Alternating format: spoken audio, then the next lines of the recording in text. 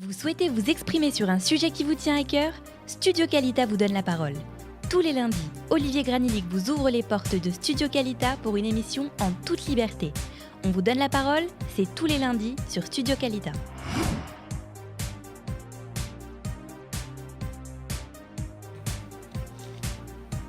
Bonjour à tous et à toutes, heureux de vous retrouver sur Studio Qualita pour une nouvelle émission, hebdomadaire tous les lundis. Donc nous vous donnons la parole sur Studio Qualita. Si vous avez des choses à dire sur des sujets d'actualité, sur la politique israélienne, sur la politique peut-être même en France, sur l'intégration, sur tous les sujets que vous jugez importants, Studio Qualita vous donne donc la parole donc dans cette nouvelle émission qui aura lieu tous les lundis. C'est très simple pour participer à cette émission. Il faut nous appeler, nous laisser un message sur notre boîte vocale sur le 050 430 80 20, 050 430 80 20. Vous nous laissez un message avec vos coordonnées, votre numéro de téléphone, le sujet aussi que vous voulez aborder, et puis nous vous rappelons pour vous donner la parole. Et donc, nous commençons tout de suite cette nouvelle émission avec le premier auditeur qui va inaugurer en fait cette émission. Nous avons en ligne avec nous Serge Frati et Boker Tov. Bonjour. Bonjour. Merci d'être avec nous ce matin pour inaugurer cette émission. Donc, on vous donne la parole sur Studio Qualita. Et Serge Frati, de quel sujet avez-vous choisi de parler ce matin ? Je crois que vous voulez parler des accords qui ont été signés il y a déjà 40 ans entre l'Égypte et Israël. Enfin, en tout cas, vous voulez commencer par ça. On vous écoute, Serge. Oui. Je voulais commencer par cette visite historique du président Sadat en Israël en 1977. Pour les jeunes qui n'étaient pas nés, je voulais leur dire que c'était comme si un homme était descendu sur la Lune à ce moment-là. C'était quelque chose d'extraordinaire, le plus grand État arabe en guerre depuis la naissance d'Israël qui vient serrer la main de son ennemi irréductible Israël en venant dans son antre de Jérusalem. Pour moi, c'était exceptionnel. Et c'était très émouvant pour vous ? Très, très, très émouvant. Vous vous rappelez de cette descente d'avion du président Sadat ? Je me rappelle de tout. J'ai pas bougé de mon écran de la journée. Je pense que c'est un des plus grands gestes politiques du XXe siècle, ce qu'a fait Anwar el-Sadat à ce moment-là. Nous avions un partenaire pour la paix, et Dieu merci, nous avons eu un grand homme d'État en Israël qui a répondu à son geste. Tout était préparé, bien sûr. C'était pas. Mais bien sûr. Mais en fait, il a fallu quand même que Menachem Begin soit l'homme de la situation, et il le fut. C'est pour ça que je dis que c'était un geste. Ce qui me fait de la peine aujourd'hui, c'est que l'on dise que tout le monde dit que le processus de paix s'est arrêté avec la mort de notre cher et regretté Yitzhak Rabin, Zirtono Libracha. Je pense déjà qu'après cet assassinat horrible, nous avons eu quand même des négociations qui sont allées même au-delà peut-être de ce qu'aurait fait Yitzhak Rabin et Shimon Peres. Et le processus a continué jusqu'en 2002. Enfin, il y a eu Barak, il y a eu Mer, il y a eu Sharon. Donc, personne ne parle de l'assassinat de Sadat. Oui, qui a été assassiné aussi dans son pays en raison justement du fait qu'il avait fait ces accords de paix. Alors, qu'est-ce que vous pensez de ces accords de paix ? Vous pensez que ça a été le début de relations un peu difficiles entre la France et Israël ? C'est ce que vous m'avez dit hors antenne ? Alors, oui, justement, je voulais que vous sachiez, parce que ça a peut-être un rapport avec la situation et la politique du Quai d'Orsay actuellement, de la France, donc la politique étrangère.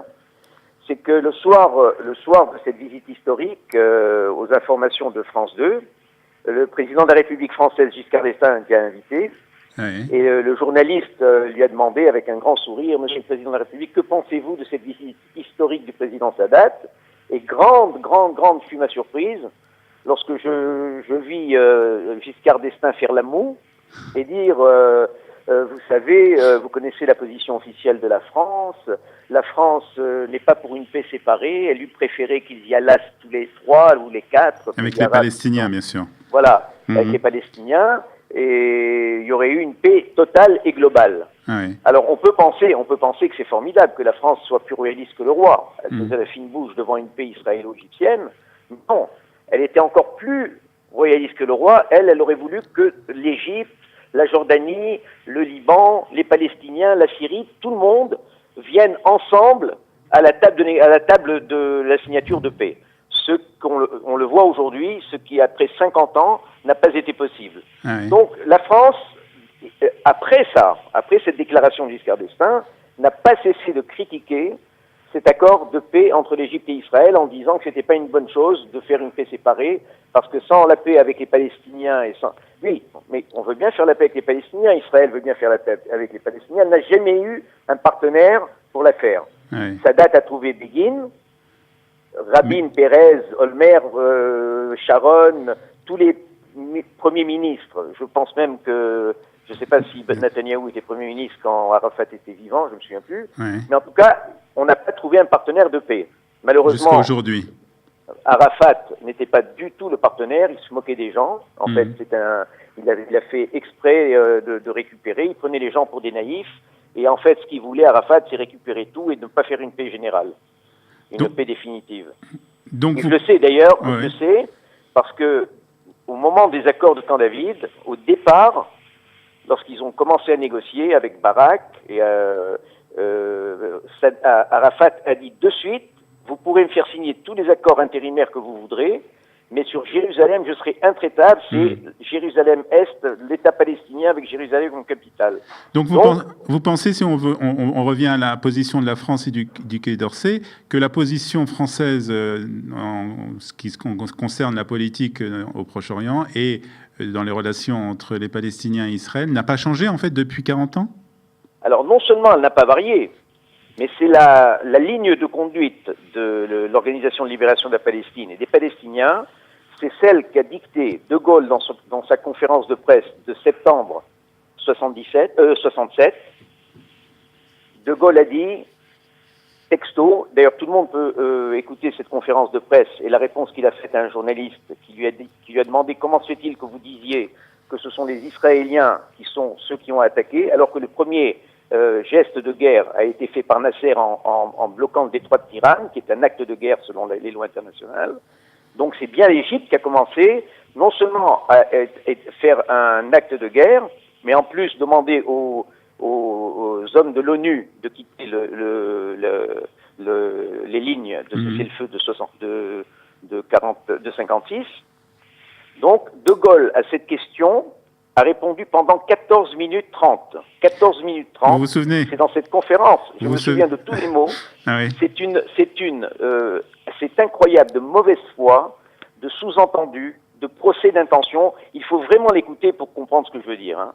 En fait, grosso modo, si j'ai une seconde, je vous dis à peu près ce qu'a dit De Gaulle. Allez-y, en une seconde. Lorsqu'on est venu me demander de faire un effort pour débloquer la situation du détroit de Tiran qu'Israël ne pouvait plus supporter, j'ai dit que je ne pouvais rien faire. Par contre, que je demandais aux Israéliens surtout de ne pas provoquer une guerre, parce que si elle provoque une guerre ou quoi que ce soit, ce sera de sa faute et la France ne pourra plus l'appuyer. On avait dit aux Israéliens, c'est De Gaulle qui parle, ne vous inquiétez pas, si vous êtes attaqués, la France viendra vous défendre. Comme si Israël était une république bananière. Et ça s'est passé ou pas ? Eh bien, ce qui s'est passé, c'est que les ministres des Affaires étrangères à Baïban est venu voir le général De Gaulle. Après son entrevue, quand il a vu que De Gaulle ne voulait pas faire d'effort vis-à-vis de Nasser, à ce moment-là, De Gaulle aurait pu faire un effort. Au lieu de demander à Israël de ne pas attaquer, de dire à Nasser, ouvrez le détroit de Tiran, c'est un acte de guerre, nous ne pouvons pas l'accepter. Non, à ce moment-là, c'était toute la pression sur Israël, et moi je pense que De Gaulle, à ce moment-là, avait fait le calcul que c'était le moment de changer la politique de la France au Proche-Orient vis-à-vis des États arabes, du fait qu'il avait perdu l'Algérie et son pétrole, il fallait absolument qu'il fasse une politique arabe. Donc à ce moment-là, il a sauté sur l'occasion, en fait, alors qu'il dit que c'est Israël qui a sauté sur l'occasion de s'agrandir grâce à l'argent des Juifs américains et grâce aux Juifs qui devaient venir de tous les pays étrangers. C'est les insinuations qu'il a faites lors de sa conférence de presse. Donc en fait, rien n'a changé depuis, vous dites depuis De Gaulle et depuis ces accords de paix qui ont été signés avec l'Égypte. Dernière question avant que nous quittions. Est-ce que vous pensez que on vit peut-être une nouvelle période, peut-être maintenant avec le nouveau président Emmanuel Macron? Est-ce que quelque chose va changer, un nouveau vent va souffler? Sincèrement, je ne pense pas que ce soit Macron qui décide de cette politique, parce que tous les présidents depuis De Gaulle n'ont pas varié. Je pense qu'il y a des intérêts économiques, pétroliers énormes. Je ne pense pas que la politique de la France va changer. Il y aura certainement des hauts, des bas, mais au fond, elle ne va pas changer. La paix au Proche-Orient ne pourra venir qu'au-dessus de toutes les puissances étrangères. Il faudra qu'il y ait un leader comme Sadat et peut-être un intermédiaire comme Kissinger. Vous savez, c'était messianique ce qui s'est passé à ce moment-là. C'était Al-Sadat, c'était Kissinger, qui était pratiquement à la tête des États-Unis, et puis il y avait Begin. Il y avait trois grands hommes. Je pense que la paix viendra éventuellement d'un homme qui va sortir du rang chez les Palestiniens. À ce moment-là, je pense qu'en Israël, il trouvera toujours quelqu'un pour parler de paix, parce qu'Israël n'a jamais refusé quand quelqu'un de sérieux était en face de lui. Je pense que la paix viendra que de ce côté. Bon, il faut compter ni sur la France, ni sur les États-Unis, ni sur personne. Tout le monde fait semblant de négocier depuis 70 ans, et en fait, on n'y arrive pas. Il faut que les Arabes, les Palestiniens, trouvent de ce peuple émerge un grand leader. Je ne sais pas si ce sera Abbas, mais je ne pense pas. Et ce jour-là, peut-être qu'on arrivera à faire la paix comme en 79 avec l'Égypte. En tout cas, c'est ce qu'on souhaite à nous tous, Serge Frati, que la paix arrive bientôt. Tout le monde le souhaite de toutes les manières, et donc on espère que cela arrivera bientôt. Merci beaucoup, Serge, d'avoir été ce matin avec nous où on vous donne la parole. Et à bientôt, je l'espère. À bientôt, bonne journée. Bonne journée, Serge. Donc Serge qui voulait nous parler ce matin de la politique française par rapport à Israël, avec cet accord donc on fêtait juste il y a quelques jours, il y a exactement 48 heures, on a fêté les 40 ans de la venue de Anwar al-Sadat en Israël, et de cette signature d'accord de paix entre Israël et l'Égypte. Et ça a été bien entendu un grand moment que Serge a voulu rappeler et nous dire aussi que justement peu de choses ont changé dans la politique de la France par rapport à Israël. On vous donne la parole. 050 430 80 20, c'est notre numéro de téléphone si vous voulez vous aussi intervenir. Nous avons un autre auditeur en ligne. Bonjour. Bonjour. Nous sommes avec qui? Simon, bonjour Simon Benchetrit. Vous voulez nous parler d'un sujet d'actualité, si je ne me trompe pas, puisque vous voulez nous parler de l'affaire Elior Azaria. Oui, absolument. Moi, je voulais parler un petit peu de cette situation complètement inexplicable, de ce qu'on appelle des réactions tout à fait dramatique, je dirais, par rapport à la décision du président hier. Alors justement, rappelons quand même en quelques mots que Reuven Rivlin a décidé de ne pas gracier le soldat israélien. Une demande de grâce avait été faite, et Reuven Rivlin a répondu qu'il n'avait pas l'intention de gracier Elior Azaria. Ça vous rend en colère? Je trouve que de la part d'un président qui apparemment, par rapport à mes convictions, je pense que le président israélien avait tous les éléments pour donner donc la possibilité à ce soldat qui, rappelons-le, qu'est-ce que c'est être soldat dans le Sahel? C'est de pénétrer dans des endroits où malheureusement, on le sait, quand vous êtes en territoire ennemi, et les auditeurs qui nous écoutent ne sont pas au courant, puisque moi je suis moi-même policier en tant que volontaire dans la police israélienne. Il m'arrive parfois de pénétrer dans des endroits la nuit, puisque je suis chauffeur de formation. J'ai eu la chance de pratiquer donc la course automobile dans les années 80, et on fait appel à moi lorsqu'on doit faire des courses-poursuites ou aller pénétrer dans des endroits, dirais-je, dangereux. Rappelons aux éditeurs qui se permettent de non seulement de croire que la décision de Rivlin était une décision sage, de ne pas laisser en liberté ce soldat courageux qui, lorsque vous êtes en territoire ennemi, non seulement la tension monte, quand vous êtes entouré d'ennemis, vous avez des gens qui viennent pour vous tuer, et que vous apprenez que un de vos amis se fait pratiquement agresser, voire perdre la vie, je dois dire que on peut comprendre la situation de ces soldats. Alors on peut comprendre qu'il y a beaucoup de pression, mais on peut comprendre aussi qu'à ce moment-là, le terroriste qui était à terre ne représentait plus aucun danger. Donc on peut comprendre qu'il n'y avait aucune raison de l'abattre à ce moment-là. Alors, ça c'est le point de vue lorsqu'on est à l'intérieur de son salon, qu'on regarde la télévision bien tranquillement, on analyse d'une manière calme. Encore une fois, la différence des gens qui n'ont pas été sur le terrain, c'est la décision, c'est le comportement d'un être humain tout à fait normal, qui se trouve à Paris, à Londres ou à New York, où on va se permettre de juger sans connaître la réalité. Encore une fois, lorsqu'on est sur le terrain, on ne réfléchit pas de la même manière, on ne pense pas de la même manière.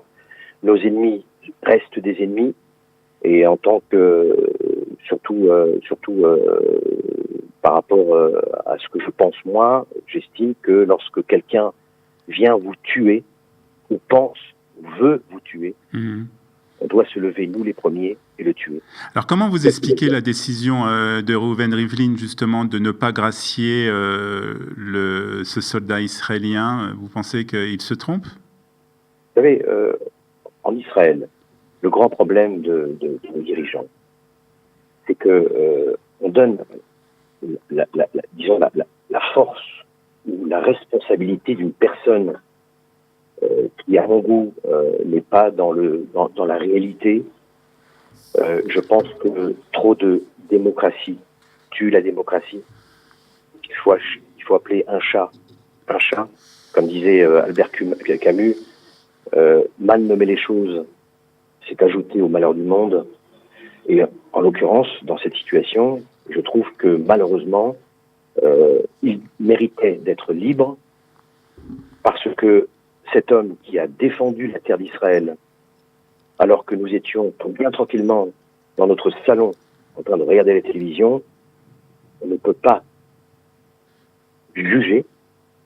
Et lorsque, dans le doute, et on sait très bien qu'il y a un doute, puisque le soldat qui était sur le terrain pensait qu'il restait malgré tout un danger, parce que on ne sait pas, on s'est mis à bouger, et par sécurité, on a l'ordre de neutraliser l'agresseur ou le terroriste. Ouais. Mais quand on voit la réalité et que vous avez des caméras qui vous filment et que l'on compare les mêmes situations que vous retrouvez aux États-Unis auprès des policiers américains, ils se permettent parce que vous avez levé la main, vous êtes à l'intérieur quand un policier vous demande des papiers.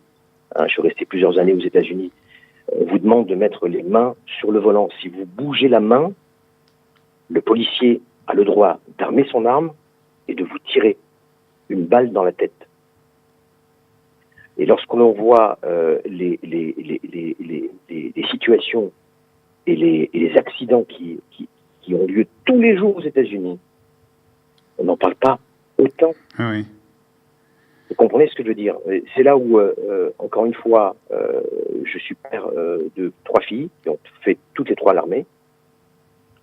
Et je considère le grand soldat Azaria comme mon fils.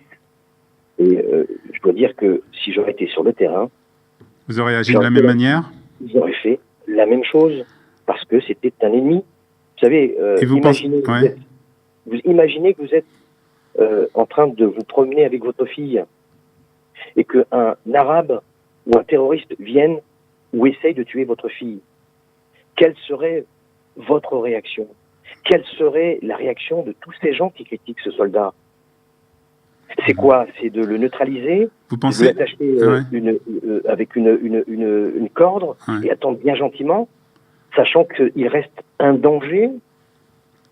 Et vous pensez qu'en fait, qu'on n'aurait pas dû faire tout ce procès qu'on a fait contre ce soldat israélien, que c'est trop, en fait, ce qu'on a fait? Les autorités militaires auraient dû laisser ce débat entre les militaires et éviter d'exposer ce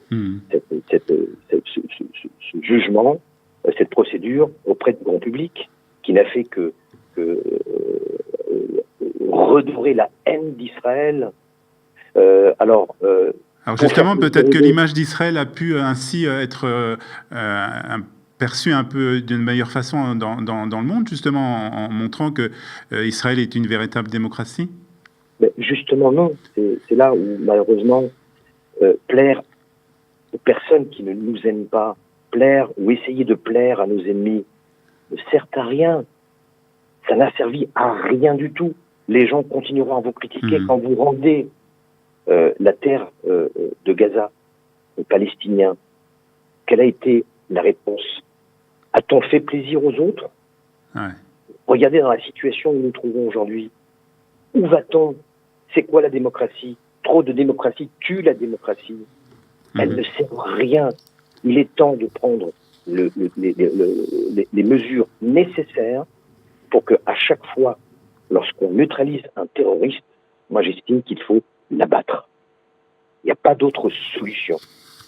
La démocratie n'a fait que engendrer une haine comme BDS et tous ces systèmes qui sont là pour nous épier, pour nous filmer et faire croire au monde que nous sommes un peuple de barbares. Il est temps que cela s'arrête. Très bien, merci beaucoup Simon d'avoir été avec nous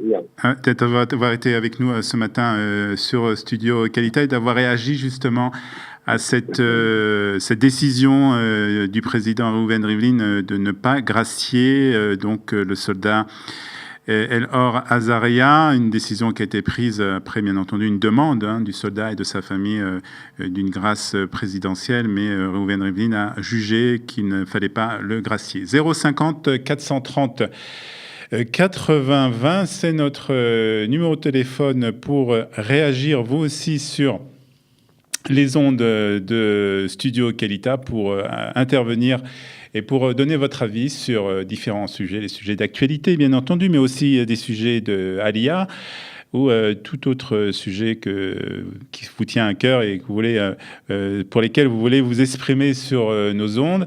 050 430 80 20, c'est le numéro de la boîte vocale. Vous nous laissez un petit message avec vos coordonnées et puis nous vous rappelons et nous vous faisons passer à l'antenne comme nous allons le faire maintenant avec David Boisis qui est en direct avec nous depuis Paris, je crois. David Brokertov. David, bonjour. Bonjour. David, vous êtes donc depuis Paris, vous connaissez bien Israël et vous connaissez bien aussi tout ce qui se passe entre Israël et la France et vous voulez réagir sur cette délégation, on en a parlé beaucoup sur Studio Qualita, une délégation de parlementaires de France, parmi eux des parlementaires du Parti communiste français et de France Insoumise, oui, qui n'ont pas été autorisés à rentrer en Israël. Oui. C'est quoi votre avis sur ça? Déjà, ils viennent de renoncer il y a plus ou moins deux jours, après une petite visite au Quai d'Orsay. À mon avis, ils ont dû, en coulisses, à la fois faire remonter les bretelles, mais à la fois... je sais pas. Mais je trouve ça aberrant, moi. Et plus ça va, plus la France, elle prend un chemin qui m'inquiète. Ça veut dire quoi le fait que des parlementaires français, après tout ce qui se passe en France au niveau du terrorisme et des attentats, veuillent encore aller rendre visite à un terrorisme pour soi-disant soutenir la cause palestinienne sous couvert que eux seraient des résistants et pas des terroristes, je trouve ça fou.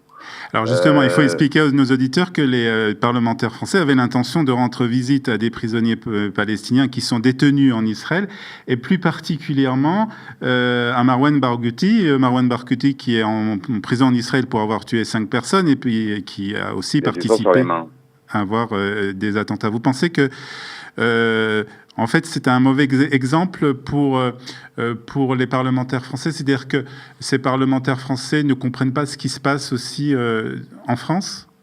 Ah si. Justement, moi, c'est là où le nouveau terme qui apparaît pour certains Français, qui est moche, hein, mais on va presque, on aurait presque envie de les appeler des collabos aujourd'hui, c'est-à-dire des gens qui se mettent au service inverse de ce qui est de rendre service à la France, en fait. En faisant ça, à mon avis, ils contribuent à tout ce qui se passe. C'est-à-dire ça renforce ce qui se passe en France dans la communauté musulmane, vous pensez? Évidemment, à force de mettre dans la tête de jeunes de jeunes musulmans de France que ce qui se passe en Israël, ce n'est pas du terrorisme, c'est de la résistance, c'est bon pour une certaine cause. Eux qui en plus prennent la Palestine comme prétexte pour tous les maux du monde, hein, tous les maux de la terre viennent d'Israël et de la Palestine. Du coup, ça leur donne un petit peu de l'eau à leur moulin. Et après, ils ne se rendent pas compte que certains partent en Syrie, se mettent à faire le djihad et ne font pas le lien entre le djihad islamique et la Palestine et les terroristes palestiniens qui crient Allahu Akbar avant chaque attentat, quoi. Ouais. Donc, c'est tant qu'on fera la différence entre terrorisme palestinien et terrorisme des djihadistes français, la France, elle va dans le mur et elle va prendre des attentats sur son sol, à mon avis. Mais est-ce que justement le fait de refuser de faire entrer ces parlementaires français, ça fait pas encore plus médiatiser, on entend encore plus parler justement de ces prisonniers palestiniens? Peut-être il aurait fallu les laisser rentrer en Israël, leur permettre de visiter les prisonniers et puis ils seraient repartis et l'affaire aurait été terminée? Alors pourquoi ils vont voir lui? Je vais vous donner un exemple. Hein. Vous savez qui est le plus vieux prisonnier politique en France? Vous allez nous le dire. C'est Georges Ibrahim Abdallah. C'est quelqu'un qui est détenu depuis plus de 30 ans. Oui. C'est un Palestinien. Hein. C'est quelqu'un qui, en fait, faisait partie du FARL, des armées de fraction de révolutionnaires libanaises. Ouais. Qui a résisté à l'invasion en Israël au Liban, qui a combattu aux côtés du FPLP, et qui a été emprisonné en France en 1984 ou quelque chose comme ça, et qui a été condamné à réclusion à perpétuité.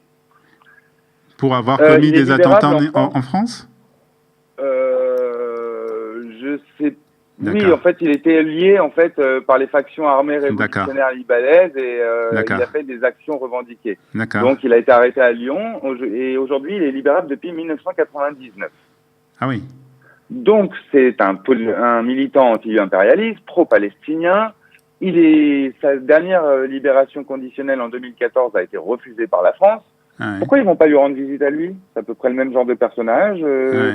Pourquoi aller s'embêter à aller rendre visite à un prisonnier politique palestinien en Israël, alors qu'il y en a en France le plus vieux prisonnier politique français libérable depuis 99 pour les mêmes raisons, et ils vont pas lui rendre visite. Imaginez si demain les parlementaires palestiniens demandaient à rendre visite à des terroristes français dans les prisons, parce que quand M. Meyer Habib en a parlé à l'Assemblée, il faut savoir que ces parlementaires-là en question, la France Insoumise, se sont levés, ont quitté l'Assemblée pendant son discours. Oui. Et lui leur a dit, imaginez des gens du Qatar qui demanderaient à venir voir Abdel Salam en prison, là, le terroriste, pour lui rendre visite.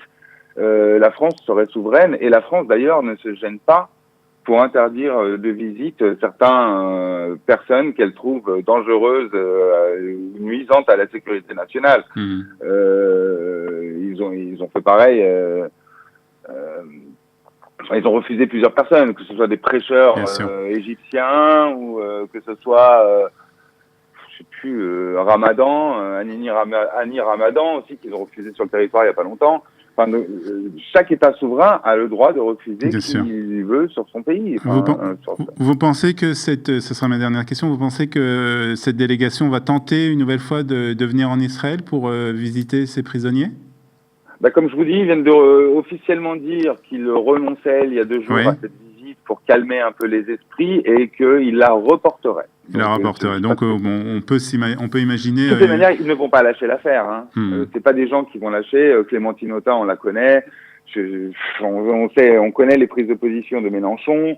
On sait très bien qui sont ces gens. C'est c'est leur fond de tiroir, c'est comme ça qu'ils en vivent. C'est comme ça qu'ils sont des électeurs dans la gauche. C'est comme ça que c'est leur fond de tiroir de commerce, donc ils ne vont pas lâcher. Vous pensez que c'est un danger, ces partis, ces députés sont un danger pour la France? Ouais. Honnêtement, oui. Je pense que Mélenchon est loin d'être un con. C'est quelqu'un d'intelligent, comme on dit, mais qui est dangereux à n'importe quel titre, comme tous les. Plus ça va, en fait, plus pour faire parler de lui, il a été obligé de se mettre dans une extrême. Ouais. Il est aujourd'hui à l'extrême gauche, comme Marine Le Pen est pour moi à l'extrême droite. Et c'est pas des gens, c'est des gens qu'il faut surveiller, et qu'il faut écouter. Il faut faire attention à ce qu'ils disent. Mmh. David Boaziz de Paris, merci d'avoir accepté d'intervenir ce matin sur Studio Qualita dans notre nouvelle émission. On vous donne la parole. Merci de nous avoir aussi éclairé avec ces informations que vous nous avez données sur un peu la situation justement de ces partis en France. Merci, bonne journée, Boker Tov. Voilà, David qui voulait intervenir sur justement cette affaire, cette délégation, on en parlait ce matin sur Studio Qualita, cette délégation de députés venus de France qui s'est vue refuser son entrée en Israël. Ils avaient l'intention de rendre visite à des prisonniers palestiniens, en particulier Marwan Barghouti, pour justement soutenir justement la cause palestinienne. Ils avaient aussi l'intention d'être reçus, de faire une conférence de presse à la Knesset, voilà. Mais bien heureusement, le ministère des Affaires intérieures a refusé son entrée en Israël. Voilà, on continue avec, on vous donne la parole avec notre numéro de téléphone, le 050 430 80 20, notre boîte vocale si vous voulez participer avec nous à cette émission. Et le dernier auditeur de cette matinée, c'est Félix Pérez de Jérusalem. Boker Tov, bonjour Félix. Bonjour. Alors Félix, voulez-vous intervenir sur la Aliyah des étudiants de France, avec plus exactement la situation des étudiants de France par rapport à Israël? Les problèmes que les étudiants et les lycéens vivent en France actuellement et qui sont un des facteurs d'Aliyah. Pas le seul, mais l'un d'entre eux. D'accord, expliquez-nous tout. Alors voilà, il faut distinguer les lycéens et les étudiants. Alors, côté des lycéens, il y a deux problèmes. Un majeur, dans les lycées publics, on assiste depuis une vingtaine d'années et de plus en plus à un antisémitisme extrêmement fort de la population musulmane contre la population juive, jusqu'à être violente, jusqu'à ce que certains directeurs disent « nous ne pouvons pas, aux parents, nous ne pouvons pas accueillir vos enfants, nous sommes désolés ». Oui, on a vu des cas comme ça de directeurs qui ont refusé pratiquement d'accueillir des enfants voilà. juifs. Alors, c'est pas toujours jusqu'à ce point, mais il y a énormément d'enfants qui subissent des violences, des harcèlements, etc., etc. Ce qui fait que c'est très très difficile d'aller au lycée public, à l'école publique pour des enfants, parce que dans la plupart des lycées publics, il y a une minorité active d'élèves musulmans qui n'étaient pas comme ça dans le passé, pas du tout comme ça, et qui sont ça a changé ces dernières années, vous pensez? Depuis ah oui, on le voit. Là, je vous parle d'expérience, pas de pensée, de mon association, puisqu'on a animé une association pendant 30 ans sur le problème d'intégration des étudiants et des lycéens juifs de France. On a vu la situation se dégrader à vitesse grand V.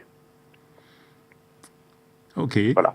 Alors pour les lycéens, le deuxième facteur, c'est quand on met ces gosses dans des lycées juifs, on a envie quand même qu'ils fréquentent des centres aérés publics pour qu'ils rencontrent des enfants non juifs, pour qu'ils s'intègrent dans le pays. Donc on a poussé les gens à mettre leurs enfants dans des centres aérés, etc. Et là, c'est par leurs petits copains, l'incitation à aller voler. Ah bah venez, tiens, on va aller voler dans les boutiques entre deux, on va fumer de la drogue, etc., etc. Donc il y a une influence.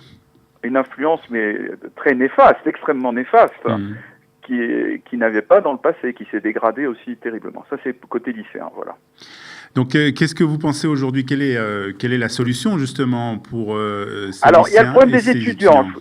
Il y a le problème des étudiants. Alors, les étudiants, il y a deux types de problèmes. Les étudiants pratiquants. Alors, les étudiants pratiquants, ils ont de plus en plus de problèmes, ou c'est quasi impossible à cause des examens qui ont lieu le Shabbat ou les jours de fête juive.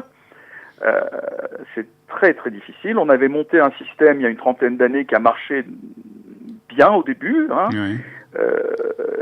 On était une association puissante, ça marchait bien, puis jusqu'à il y a une quinzaine d'années, et puis depuis 15 ans, ça s'est dégradé aussi à vitesse grand V, et ça devient, sauf pour les grandes écoles où on est arrivé à laisser des traces indélébiles, mais pour les universités, qui est quand même la majorité des étudiants, ça s'est dégradé terriblement, et ça devient quasi impossible de pouvoir faire des études sans passer d'examen le samedi. Et pourquoi le samedi? Parce qu'il y a très peu de salles d'examen, donc il y a beaucoup d'examens qui tombent le samedi. Et voilà. Donc ce que vous dites en fait aujourd'hui, si un étudiant pratiquant veut faire ses études en Israël, en France, pardon, c'est pratiquement impossible.